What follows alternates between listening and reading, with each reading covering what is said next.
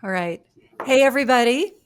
Welcome back for another episode of Real Estate Therapy. If you've read my blog or you've watched or listened to Real Estate Therapy before, you know that my philosophy for my practice is basically that real estate is first and foremost about home. That is residential real estate. I mean, at its essence, it is about home. It's about where you live and make your life. And the two guests who I have with me today, they really get that. In fact, I loved looking at their website, and I came across the phrase that about how they understand that your home is a container for your life, a container for your life. So I'd like to introduce Patty and Ben Woolf. They are, I'll let them introduce themselves. And so, hey, Certainly. welcome. Hi Thank there. you. Good morning. Thank you for having us. So I'm Ben Wolf, half of Ben and Patty Wolf. We are a married couple and realtors in Asheville, North Carolina. There you go. We are not. We've kind of deliberately not called ourselves a team, so we are Ben and Patty Wolf Real Estate because we are a team, but we're a different kind of team altogether. So, it's not the you get your coordinator, you're so and so, and you're so and so. So yeah, if somebody's looking for us, it is Ben and Patty Wolf Real Estate, and that's who we are, married couple doing real estate. All right. Well, I can relate to that because I was once a married couple doing real estate with my ex-husband, who maybe we'll say more about that later. But um, he and I are still really close friends. Uh, we have grown adult children who um, we're we co-parent still, and like just here recently for the holidays, it was my we had at my house me, and this is my house up in the mountains, my getaway place. Me, my partner, Kevin, um, his son, our two sons, and my ex-husband were there. Oh, how So funny! talk about a container for your life, right? There you go. I want to start by I want to share this quote that I love, and I never get to pull it out, but it's from Oscar Wilde talking about San Francisco, and it's from his book, Portrait of Dorian Gray. He said, "It's an odd thing, but anyone who disappears is said to be seen in San Francisco. It must be a delightful city and possess all the attractions of the next world." Um, well, San Francisco is an amazing place, and contrary to what you hear and read about the doom loop, it's still a fabulous place. And yet, I hear recently that anyone who disappears, they're said to be seen in Asheville, North Carolina. Is am I right about that? Yeah, I think that's Yeah, yeah, accurate. yeah. It's a great place to be. It really is. It's an It's a great awesome place to place. visit and live. So, um, what's here? Yeah, you don't want to leave. That's So, right. um, when we Tell got, me, oh, I'm sorry. Go ahead. I was going to say, well, tell me how long you all been there, and what did you grow up there, or how did that happen? That's something you want me to do, kind of the nutshell. Sure. Okay. I grew up in Florida, but we spent our summers and everything up in the mountains up here, either backpacking or camping, and it got into my soul. I was born in North Carolina, so I claim it got into my soul that way. Um, and we were down in Florida after spending. We met in Atlanta, and we'd spent a number of years there, and we went down to Florida for jobs because it was during a downturn. And when we just realized it was not the place for us, um, we looked at where to go, and Ben's a Boulderite, an Mhm. original born and bred in Boulder, Boulder, Colorado. Colorado. Yep. Wow. And Okay. So we were both drawn to the mountains, yeah, but yeah. I was a little tired of pretty much 9 months of snow Okay. Well, that and and the at cost that of time we living. could not even afford a mobile home. I mean, my gosh, it was so expensive out in Boulder. So we're like, well, Still is. I love my Smoky Mountains, so let's look at Asheville. And we really just wanted to go. So at the end of the school year, when we were teaching, we sold our house before the end of the school year. Um, Stayed in a hotel, moved in with my parents. We had a 2-year-old and a 7-year-old. And then we took off and we stayed in a little place about an hour from here until we could close on our house here that Ben had never seen before. Yeah. So, and I had only seen once, but we thought, well, we'll get in there, we'll get established, and then look for a house later. And the first thing we had to do was look for jobs because we came up here jobless, 2 children, and Ben had never seen the house, and That was brave and bold. it, That was it was brave and it bold. was that was in 19 excuse me, that was in 1999. And like Patty mentioned, we had planned on being in the house maybe a couple of years and finding a place we really wanted to live in. We're still in the same house, and it formed kind of the core of my philosophy is you buy the neighborhood, then you buy the house. Right. And Yeah. we love the neighborhood, Yeah, and because you can improve a house, but the neighborhood is the neighborhood. and it's amazing. We have neighbors all around us that have been there before we got there. We've been there for 25 years, so yeah, so we arrived in Asheville deliberately, and for me personally, spiritually, and for Ben, I don't know. I don't Yeah. want to say just because he's married to me, but he came with me. It's Yeah. So It's a really special town. Now, I grew up in, this is little known, I grew up in Southwest Virginia, oh, okay. the town of, well, my dad was from Big Stone Gap, Virginia, and my mother was from Gate City, Virginia. And I grew up we lived in Grundy. And Grundy is so far west and so far south that it's further south and further west than West Virginia. It oh pokes Right. yeah. over there into the corner by North Carolina, Hmm. Kentucky, Tennessee. So we spent a lot of time in North Carolina. Mhm. And at the Breaks, I don't know if you know Breaks Interstate Park, which is where the breaks of the Cumberland are. Oh, right, Right. right. Yeah. And Yeah. but my aunt lived in Asheville. Mhm. And Oh, Asheville Yes. was very uptown. I mean, it was so cool, like the streets and the houses, and it was nothing like I knew in Appalachia. So every hmm time we would go over to Asheville, it was really, really pleasing. So yeah. that was my introduction. Oh yeah. So, yeah, it's very much a unique place. I mean, when we got here, we were both in education, and so I got a job at North Buncombe Middle School, and where did you go? You went immediately With to the county the doing dropout county prevention. Yeah. dropout prevention, and it was North Buncombe at the time was. Outside of Asheville city limits, as in, boy, it was a different place altogether.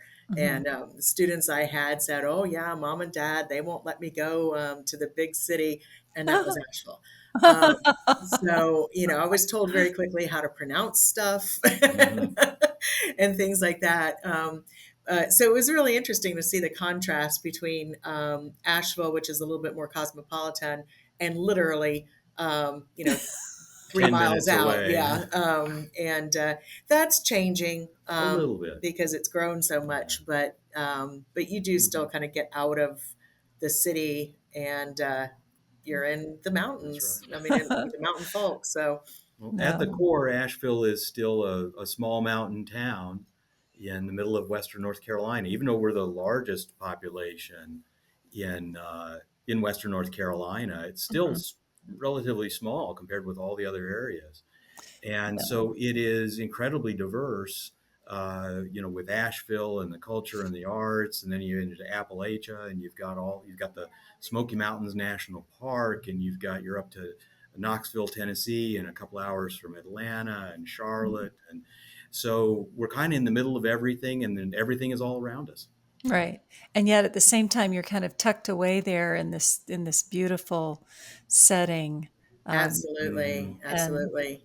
and Yeah. I, there's one of the universities, one of the state schools is there. Hmm. Is Hmm. it the Vanderbilt mansion? Yeah, Yeah. the Right. Biltmore The Biltmore Estate. Estate. Biltmore. Okay. Hmm. Um, yeah, I went there when I was a kid. I haven't been back since, but yeah, so I visited a few times Hmm. in my adult life, and I think it's wonderful. Now, I I had a lot of waiting tables, bartending, waitressing experience, in addition to being a writer and a newspaper reporter. That was my background. Hmm. That um, I reached a point in my life where it was like, okay, I have a bunch of some skills, but what am I going to do? So I decided to be a real estate agent. But I found that there are a lot of people who worked as educators, teachers, who take the real estate path. And I Hmm. think I guess it's a great preparation for being a real estate agent.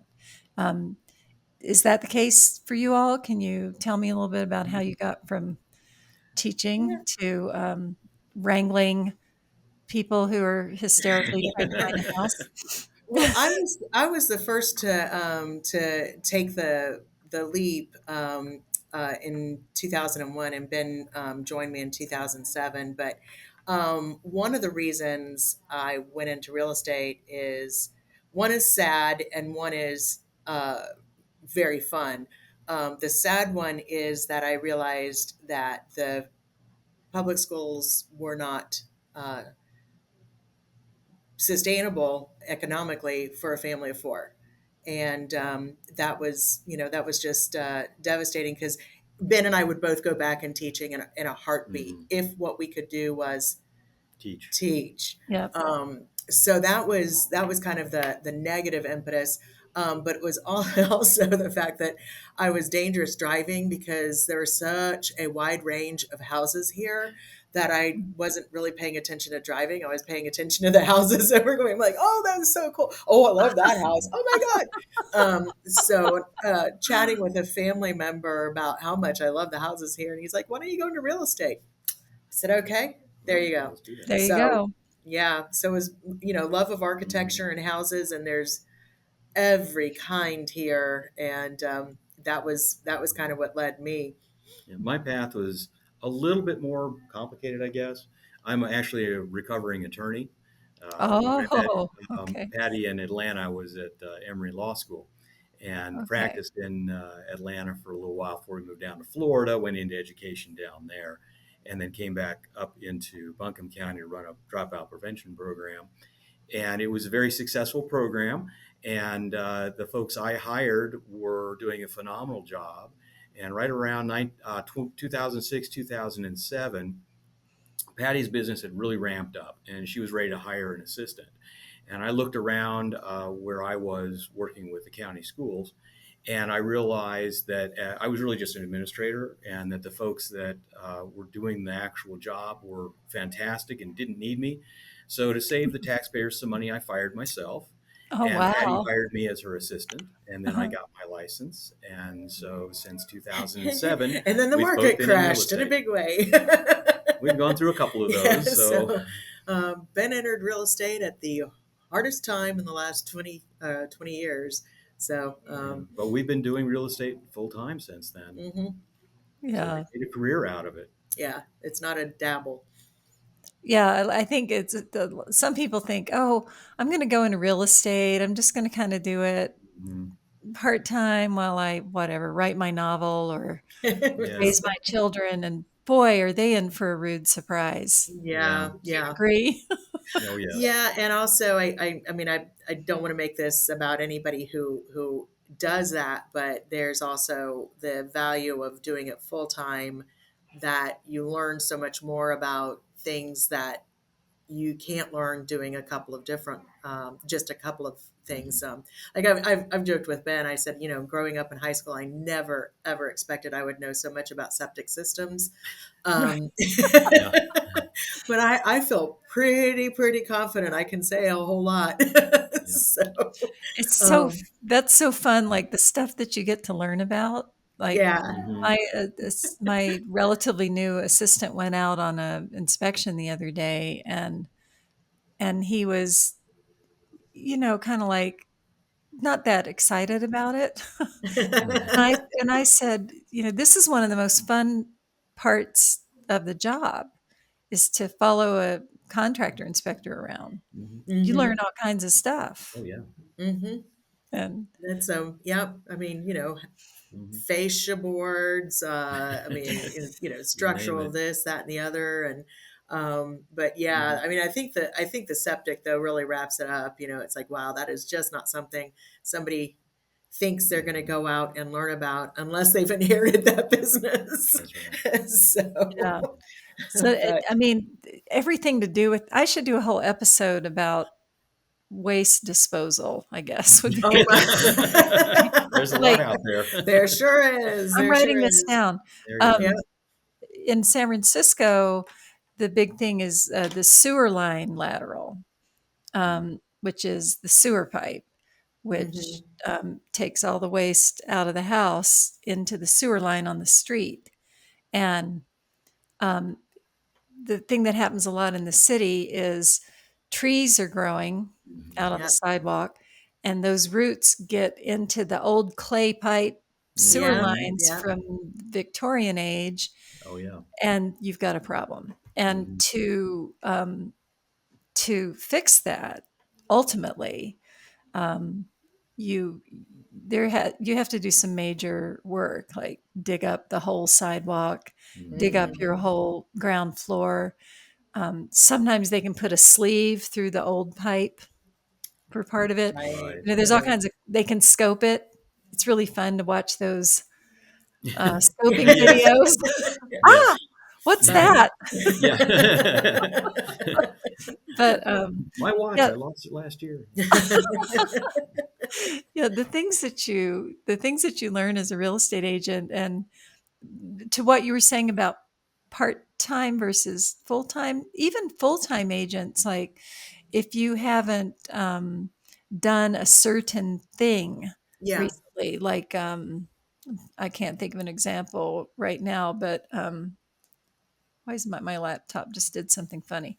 Um, if you haven't used that form in a while, Hmm. Hmm. or you have to do that. Yep. Oh, I know what it is. Like one of my teammates is doing a deal, and there's this energy and water conservation law in effect in the Yeah. city of San Francisco, and there's certain things you have to do, and you have to do it before close of escrow. And in this case, it's what has to be done is a little complicated, and the new owner might want to do it differently, like Hmm. install different toilets than they would to just comply with the ordinance. Hmm. And so they want to do a credit from the seller to the buyer for doing the energy water work in the future. Well, there's a whole bunch of law around that, and Yeah. some forms you have to use, and you know nobody we don't do that every day. So Hmm. um, Hmm.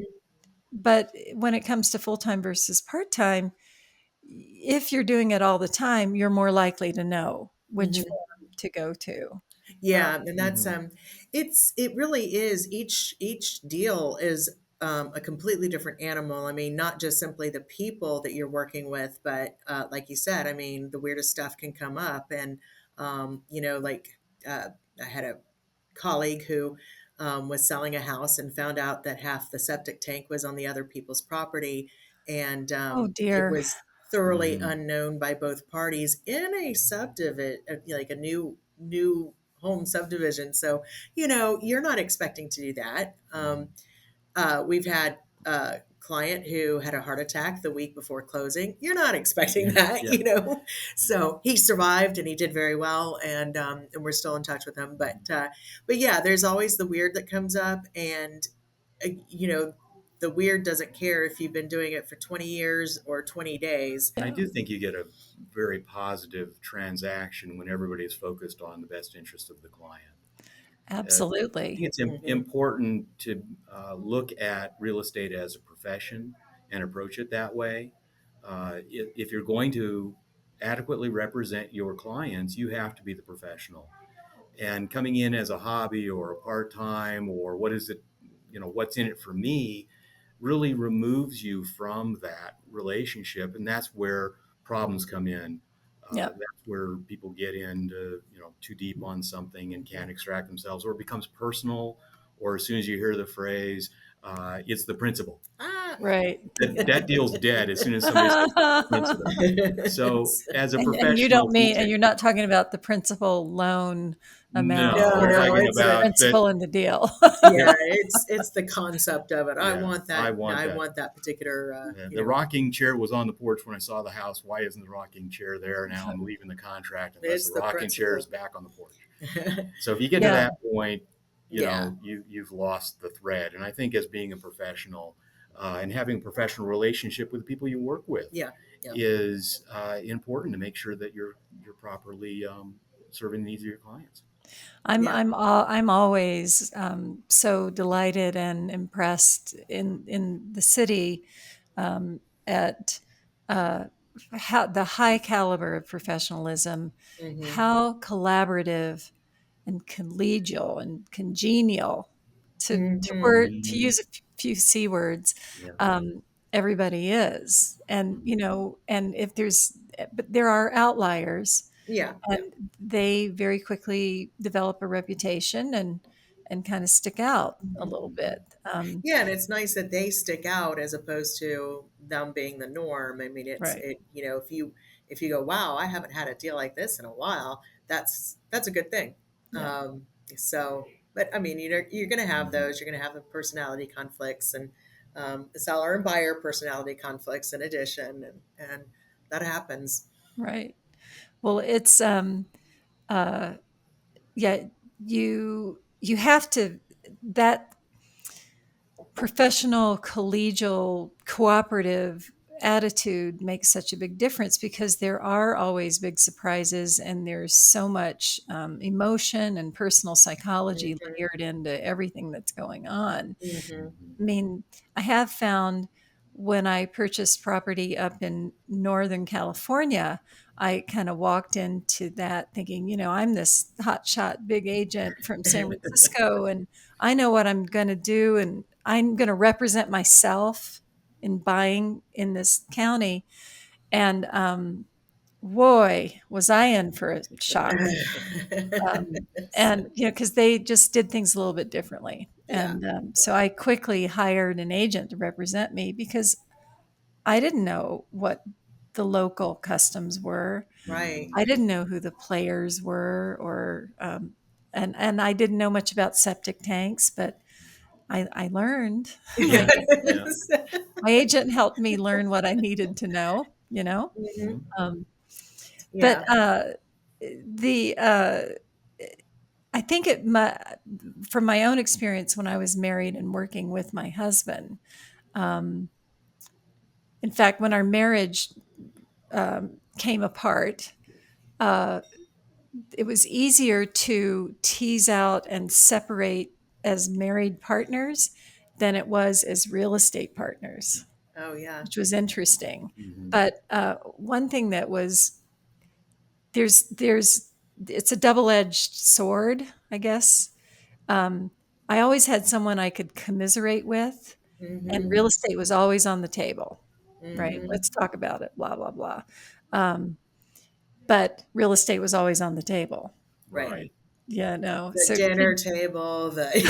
every table. Yes. say a little bit about that. I mean, what's it been like for you working together as partners? I'd love to hear about um, the beautiful parts and maybe a little bit about the more challenging parts. Yeah, yeah. So, Because there's a lot of people who think about doing this as hmm, Mhm. a married team. hmm. So We talked about that, and I think for us, uh, and I think this would be important for most anybody. We are best friends. I mean, we're Mhm. parents of adult children. We're this, we're that, the other, but we are also, best buds. Right. And I think that level of he is my favorite person to be around. I hope that's a reciprocal. Oh yeah. Um, makes it, I think, easier to be almost 24/7 together. So, because literally in our office, our home office, we are about 3 feet apart. And we made it through COVID Mhm. without, there were days, some eye rolling and stuff like that. And, but eye we got rolling, I through. love that. Yeah. Yeah. But I do think it is founded on the fact that we really enjoy each other's company. Um, we respect each other. We have a good sense of humor, and that I think is really critical. We were looking at other couples that have been together for a long time in the business, and thinking, you know what? Yeah, they're best friends. That they're kind of the same thing. So that I think is kind of core. What is your Mhm. your take on that? Well, I think we also have complementary skills, Hmm. and Yeah. so we don't step on each other's toes, as it were. Uh, so, like, I kind of focus on the detail stuff, the forms, and from my background, contracts and everything like that. And Patty, as an English teacher, is so good with language, and she's much more social. I'm much more introverted, and so I think together we create the complete person. And that doesn't get in the way of either our personal life or business. It's very complementary, and I I think think that has it helped. gets in the way of our personal life. I'll Well, just there kind of is that stick that in always the there. But danger of real estate, hey, yeah, yeah, taking yeah, over. yeah. Yeah. Yeah, that what you're saying, yeah, the danger of it taking over. Hmm. Um, did you have do you talk about that, or do you have ways that you can put up boundaries to prevent that? Because it's never fun when uh, we began, or I used to, and I still do.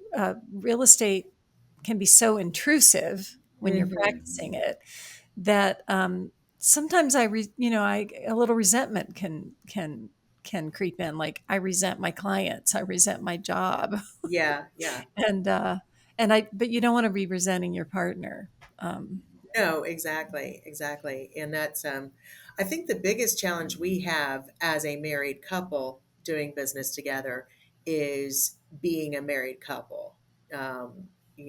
You can work with your best friend, you can do all sorts of stuff, but as far as being a romantic, what drew us together romantically, um, we have to remember to do. Yeah. right. And so that's actually been something we've really been Hmm. working on recently, Hmm. um, as the kids have left, as we're less involved in their lives here in town, kind of thing. Mhm. We've had to, go, okay, we are going to have date night. We're going to, Hmm. no, no, no, no, we're not answering the phone. And Right.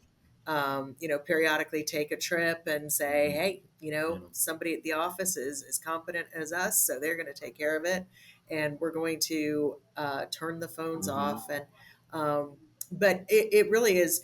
It's a challenge. It is a challenge. I mean, it's kind of Yeah. because real estate does make you Mhm. feel very responsible for every element of the transaction, the Mhm. working with the people, and so there's that feeling of, well, if we're not here, we're not taking care of people. Right. And a transaction is a long process, and Hmm. you Right. get involved and you get caught up, and it's hard to disengage. So that, I think, is the biggest challenge for us, is to make sure that we do have those times where we consciously disengage from the business.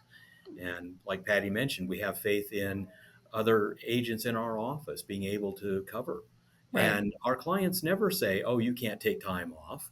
They're always, "Oh, please, go enjoy yourself. Have a great time. We'll be Right. here."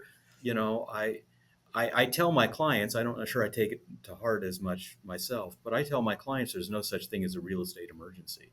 Right. Yeah, Yeah. there's plumbing emergencies and there's things like that, but real estate issues can usually be taken care of with time, paper, and money if necessary. Yeah. But we can take care of those things. Mm-hmm. But why is it that I so often feel like I have one of those little red lights that I just put on the top of my car, right? Yeah. Like, oh, emergency, emergency. Mhm. Ah, and everybody goes nuts. And I mean, I have learned over time that time will Mhm. Mm-hmm. usually help. Yes. Um, Yeah. Yeah. but uh, yeah, it's hard enough to have any marriage. Marriages Mm-hmm. require a Mhm. lot of tending, and then throw in a couple of kids. Mm-hmm. Now you've got a whole other dynamic, Mhm. and when I suspect that you all are very competent as parents and We as think so. They're know, successful. So but after a while, when you're so intimately involved in clients' lives, right? Because it is so intimate, I think. Um, there can creep in this little bit of I think, Ben, you were talking about the responsibility Mhm. of it. Like this, like, I'm responsible. I'm the one who's going to save this situation, right? Um, and this, they can't do it without me kind of mentality, when Mhm. in Mhm. fact, somebody else in the office can cover. Right. Right. Right.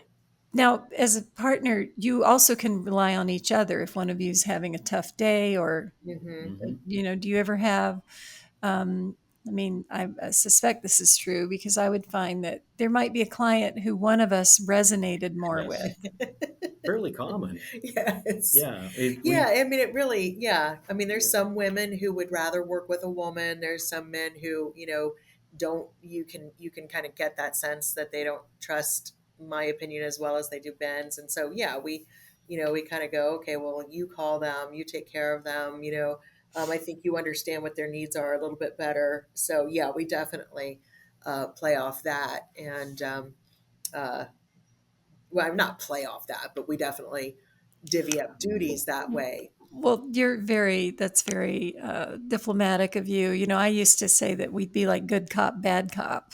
It was, Like, okay, I'm going to be really sweet and soft, and then he's going to come in and like just deliver the bad news or well, he's Well, gotten yeah, better I have about gotten better. delivering the bad news. I used to be the bad cop. It's so it was like, it used to be I'd run in and go, "You need me to call him?" Yeah. And so, but uh, so it those tense situations, Mhm.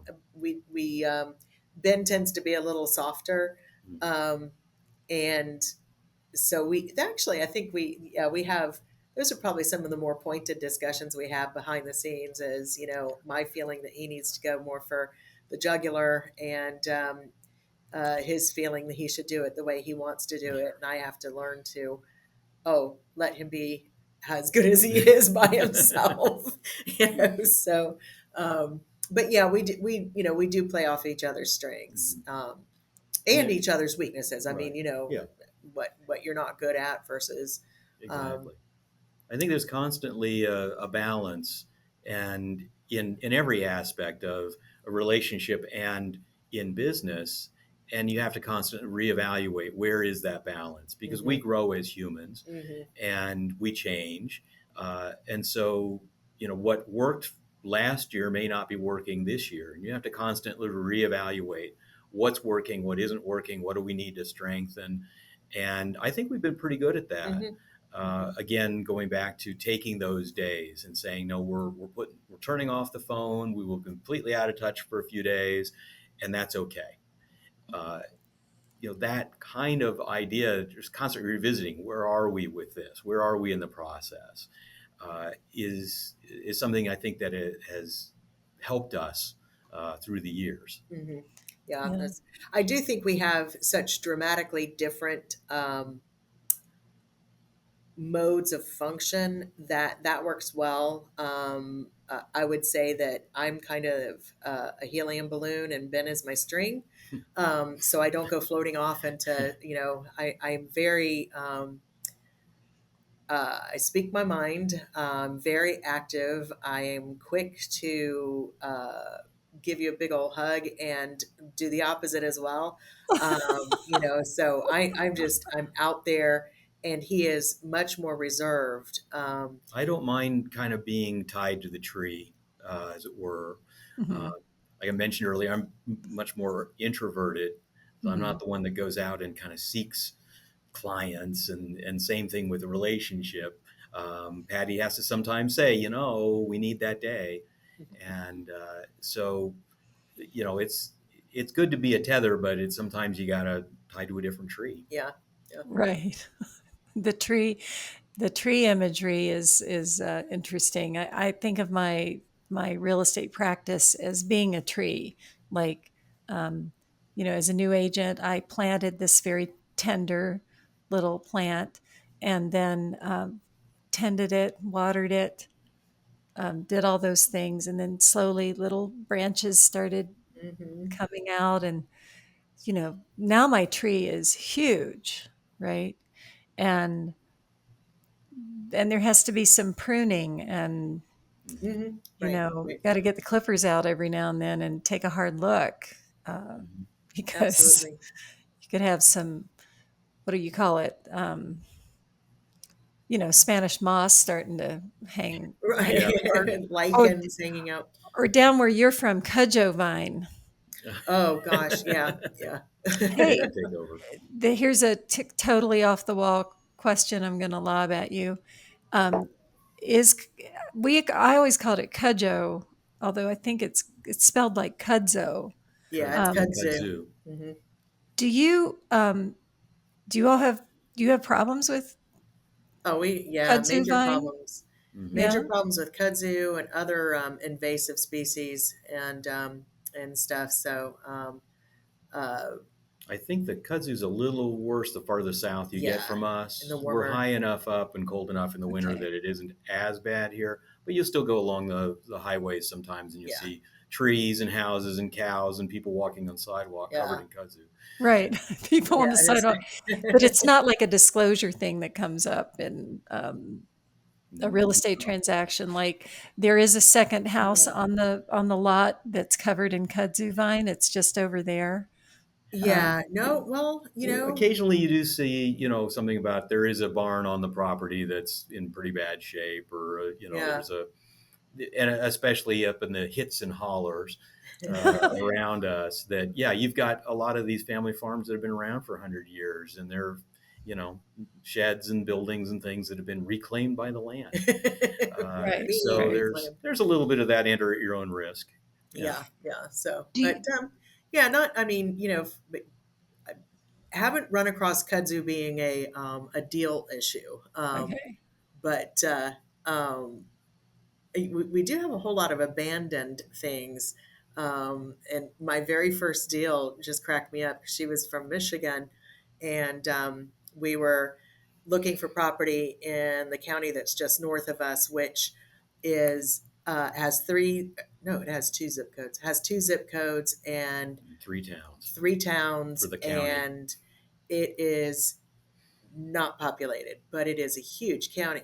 It's pretty Um, wild and big. Yeah. Yeah. yeah, yeah, and so I love it. It's absolutely gorgeous, Madison County, but it is definitely uh, Mountain rural. still mountain rural. And everywhere we went, there was a school bus, kind of, spending its last days in the creek or something like that. And it got to be a joke. And she finally said she was not closing on anything that did not come with its school bus. School So, bus not included, or yeah, yeah, that's Mhm. so yeah, we run across those sorts of things. We have a couple of Mhm. funky things that I'm sure they're done nationally, but are a lot of fun here. We have goats for rent. Oh, There are to clean up your To yeah, property? to rent eat the properties, yep. yeah, because they'll eat briars, they'll eat, everything. So you can rent a They'll goat. eat a school bus if you leave them long Yeah, I enough. think they give them probably enough would time, they if it's will. covered in kudzu. so, um, so no, I haven't run across anything that's been a plant No. oriented issue. I think most of the land that would have more overgrown and stuff is that kind of buyer would be okay with it. That's why we're looking at it. Mhm. Right. Or they're looking Right. at raw land, Mhm. so you wouldn't find that in a coiffed Right. subdivision. Yeah, we And have folks who look for a place that's off the grid, mhm, and you can get that. I think the more difficult thing is being a small mountain town, as it were, that our sewer and water systems only go so far. So we have a Right. lot of folks who come from areas where they've been in subdivisions, large subdivisions, or relatively flat cities, and they say they want to be on top of a mountain, but they'll only accept if they're on a sewer or city water, and we Right. just don't have that. yeah, That yeah, doesn't So happen. yeah, it's yeah, that's the biggest thing we probably run into is we have to manage expectations, yeah, and the expectation of Asheville is the higher up you go or the farther out you go, the more remote you're not going to have high speed internet, fiber internet. You're not going to have sewer. You're not going to have city water, but you may have incredible views. You may have larger lots and beautiful vistas, and of course, you're always close to something wonderful. yeah, Right. yeah, So managing expectations from the very beginning, and I think that's something else that we as do very well because if I'm having trouble communicating with a client, then Patty will probably be able to do a much better job than I will. So we always have somebody right there who can help make sure that that client gets what they need hmm hmm out Yeah. of a transaction. Yeah. and we do a lot of drilling down. I mean, in Florida, you got a subdivision, row after Right. row after row of subdivisions, and we don't have that here. Topography wise, all sorts of reasons, infrastructure, and so we've come up with a number of interview questions that are valuable. One of my favorites is, what is your non-negotiable? Right. So, do you have to have city water? If so, then this is where we're going to be. You cannot be elsewhere.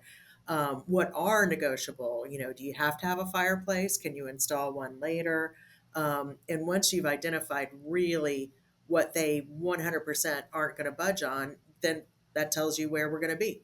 Right. Um, and it does, like Ben said, it Mhm. does take a lot of education because people have a magazine version of Mhm. Asheville, and the magazine only has those photographs. Right. Um, It's like the property yeah, photographs that show a room that's this big, makes it look this big. yeah, Right. yeah, Exactly. Because you want them to come in the door, not because you want them to be fooled about the size of the room, because right, Right, you want them right. to see exactly, the photo and say, "Hey, I want to see that house." exactly, Exactly. Um, yeah, And there's so many wonderful things about Asheville. There's no reason to, we're people want to be here, and right. when they get here, they don't want to leave but they Right. don't necessarily know why they want to be here until until they they're get here. here, and they're like, "Oh, now I understand." Hmm. So it's and even when we moved here, I grew up in summers here, and my heart and soul was here, but we were just like constantly discovering stuff. We found out we are about 5 minutes away from an entrance to the Blue Ridge Parkway. Like, Mhm. wow, I never expected to be able to Yeah. just go up there, um, and so there's that management of expectations, which we have to be ambassadors that are also realistic for the clients, because this is not for everybody. And No. Yeah. I mean, if they are looking for Charlotte, North Carolina style living, it's only 2.5 hours away, so they can come visit. But we're not going to have, the miles and miles of subdivisions, and it just, we don't have it, and we Right. A can't have it. huge airport and, all Right. Well, that it's stuff. getting It's huger. getting bigger, but it's still a great little airport. Yeah, yeah. I love those It's little regional They're kind of great. airports. Yeah. We're just about out of time. And I hope that you all would come back and talk with me again Sure. because Anytime. I already had a couple of ideas for other episodes I want to do. And I know that we could have a really fun conversation around those ideas, like waste management. Um, but Yes. Always top of mind. before we, oh yeah, talk about a real estate emergency. Yeah. Yeah, That's yeah. where you'll have a real estate, anything to do with Mhm. water and waste. Yeah.